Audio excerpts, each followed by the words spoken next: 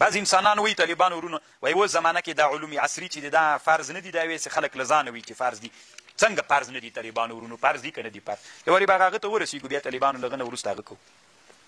یوه خبر فرض دي دا علوم که نه دي فرض؟ ورته ګوره الله موږ ته وویلې که نه د دښمن په مقابل کې قوت تیار کوي. مطلق امر د چا لپاره واعدو د فرضیت لپاره یې که نه؟ زه تا نه پوښتنه کوم نور خو یې بیخي پرېږده ځه د موږ په سر باندې ډرون تیاره ګرځي د امریکایانو که نه ګرځي که نه ګرځي؟ خاوره د ما ده که د بل چا؟ هوا یې د ما ده که د بل چا؟ هوا د موږ ملک ده که بل؟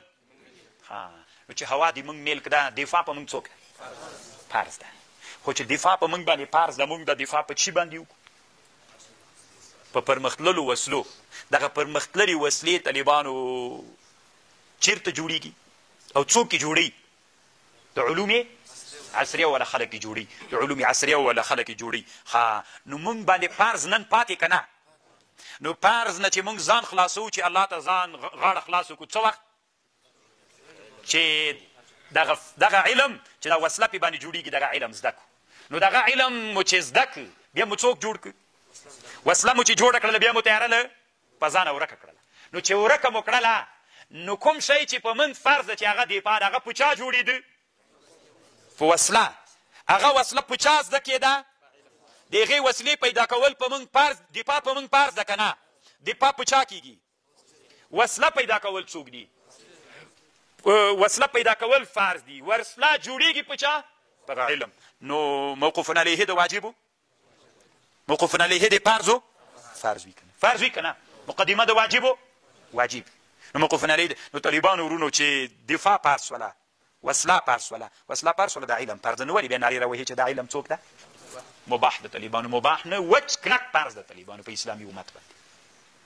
یوه خبر دلته علامة طنطاوي رحمه الله دا کوي وی ای د اسلامي امت خلکو خصوصا علماو ایها الرؤساء والعلماء والرجال الصوفیه اتقوا ربكم وحرضوا الأمة على التعليم واعلموا أن عز الإنسان بعز أمته وذله بذلها فكم من عقول دفنت وكم من مواهب ذهبت ضحية الجهالة. یعنی طالبانو ورونو په دې باندې بحث کړی چې ای د اسلامي امت مسلمانانو، ای عمراو، ای د اسلامي لښکر مشرانو، اقول لكم قولا حقا ما دام المسلمون يحتاجون الى العبره، چې مسلمانان ستنې ته محتاج وي، کینې ته محتاج وي، وسلې ته محتاج وي، فأي شيء من الخارج وهم مقصرون في صنعه. نن موږ ستنې ته ټول شیان چې افغانستان کې د بازار کې دي موږ څوک یو ورته له کوم ځای راځي؟ نو دا د موږ دپاره ذلت د طالبانو که د موږ د امتونو دپاره عزت. تر څه وخت به موږ په دغه بېعزتي کې یو؟ تر څو چې علم موږ څه وخت له دې بېعزتۍ نه وتلی سو چې علم حاصل کړو. نو دی وایي د اسلامي امت مشرانو ته غږ کوي چې انسانان په چا باندې بل دا نه طالبانو دی یوه بله خبر کوي عموم التعلیم د علم څوک کوي؟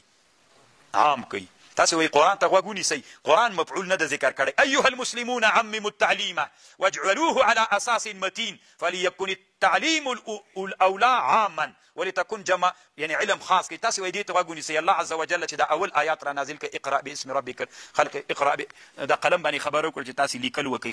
چی ورته وښودل چې لیکل وکئ؟ علم وکئ. هل يستوي الذين يعلمون والذين لا يعلمون؟ کوم ګوره داسې الله ویلي علما او غیر علما برابر دي. کوم علما؟ کله یې ذکر کړه چې دلته مفعول دغه علم علما د دغه علم مطلق الله عز وجل ویلي. نو دی وایي بل راز دا علم څوک کوي؟ عام کوي. ټولو علومو ته انسانان تربیت کوي. موږ طالبانو د اسلامي امت انسانان په دې علاماتو علم ورته چاته ویلی؟ دین ته. دین خو بېلغه څوک ده؟ ما تاسو ته مقدمه کې مرغه چې وزر کوي څو، مرغه چې پرواز کوي څو وزره غواړي؟ دوه. یو وزر د مرغه علم ده، بل وزر څوک ده؟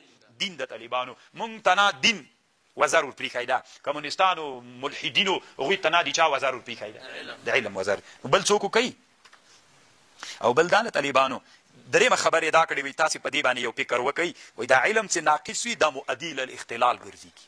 علم چې کم وي انسانانو سره دا کم علم په ټولنه کې طالبانو اختلال پیدا کوي. رښتیا د طالبانو کم علم په ټولنه کې څوک پیدا کوي؟ اختلال پیدا کوي. او بلې دا خبره لیکلې طالبانو ورونو چې علوم ټول فرض دي. طالبانو دلته یو عنوان کې دي د امام غزالي نه نقل کوي ټول علوم فرض دي. چا ویلې چې تنا یو علم فرض ده؟ ټول علوم چې اسلامي امت ورته څوک لري فرض ده. او څوک وایي داسې انسانان هم په دې ټولنه کې شته د چین نه یې کوم هغه ښودلی وي د موږ علما وایي چې دا علوم عصري چې دي دا مکتب کې چې ویل کېږي وي دا ټول څوک دي؟ د حرامو ناروا دي وایي هلته په چین کې دا پخوانی چین خو طالبانو دا د موږ تاسې جماهیر د شوروي څه دي دا زمانه کې علما بخارا په دې وطنو کې فتوا ورکړه وي دا علوم ناروا دي نو چې ناروا دي کفر په دې وسلو کې ځان مخته بوته مسلمانان شاته پاتې سول چې بې وسلې سول ستیک کاپیران پرې روان سول نور ټول هغه اسلامي مملکتونه نن د روسانو د اشغال لاندې دي دا ترکستان شرقي څه ورته وایي دا یو غور مسلمانان دا دومره ډېر دي طالبانو لکه افغانستان هم ډېر دي خو هلته علماو فتواوې ورکړلې چې شی مه زده کوئ مکتب علوم ناروا دي مباح دي فلان دي نو هغه دوی پرېښودل بس تنامې بزي و صدرات یې کېښودل وي دا دین ده نحوې ته یې کېنول وي دا دین ده نو هغوی مخته لاړه چې ښه په وسله کې پټ شول نو پې باندې رامخته شول اوس د دوی څه تر واسه نه کېږي میږې تر جوړې کړي دي